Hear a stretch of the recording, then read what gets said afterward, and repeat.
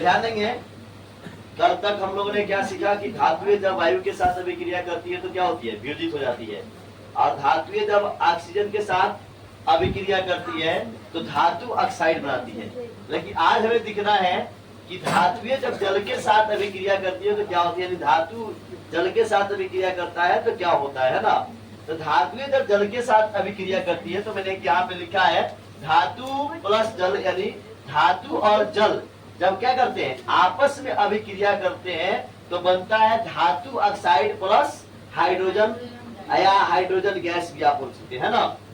जब धातु और जल से अभिक्रिया होती है तो धातु ऑक्साइड और क्या बनते हैं, हाइड्रोजन गैस बनता है, ठीक है।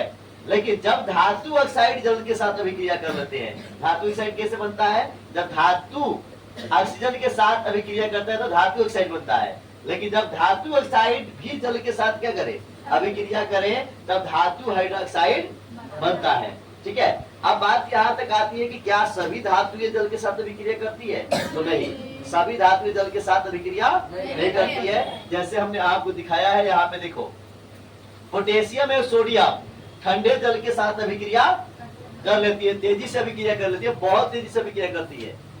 जो कौन, पोटेशियम और सोडियम है, तो इतने तेजी से अभिक्रिया करती है कि यहाँ उष्मा छेपी अभिक्रिया, मतलब उष्मा भी क्या होते हैं, उत्पन्न होते हैं। तो किसके, पोटेशियम और सोडियम ठंडे जल के साथ बहुत आसानी से क्या कर लेते हैं, अभिक्रिया कर लेते हैं। मैंने यहाँ पे सही का निशान डाल दिया है कि कौन, इसका मतलब ये है कि पोटेशियम और सोडियम ठंडे जल के साथ बहुत तेजी से क्या करते हैं, अभिक्रिया कर लेते हैं।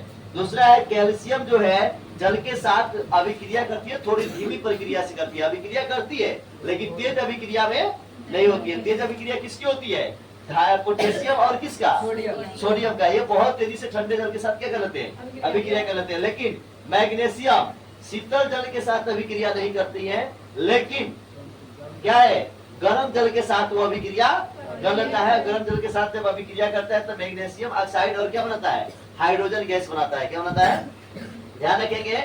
मैग्नीशियम जो है वो किसके साथ, ठंडे जल के साथ अभिक्रिया नहीं करेगा, लेकिन गर्म जल के साथ अभिक्रिया करके क्या बनाएगा, मैग्नीशियम ऑक्साइड और क्या बनाएगा, हाइड्रोजन गैस। उसी तरह से हमने कुछ ऊपर भी लिखा है कि एल्युमिनियम, आयरन तथा जिंक ये ऐसा है कि शीतल जल के साथ अभिक्रिया नहीं करेगा और गर्म जल के साथ भी अभिक्रिया नहीं करेगा। लेकिन कौन कौन कौन कौन धातु है, एल्युमिनियम, आयरन तथा जिंक, ये क्या है, ऐसा धातु है जो ना गर्म जल के साथ अभिक्रिया करेगा और ना ही ठंडे जल के साथ अभिक्रिया, लेकिन इसके साथ, भाप के साथ क्या करेगा, अभिक्रिया कर लेगा।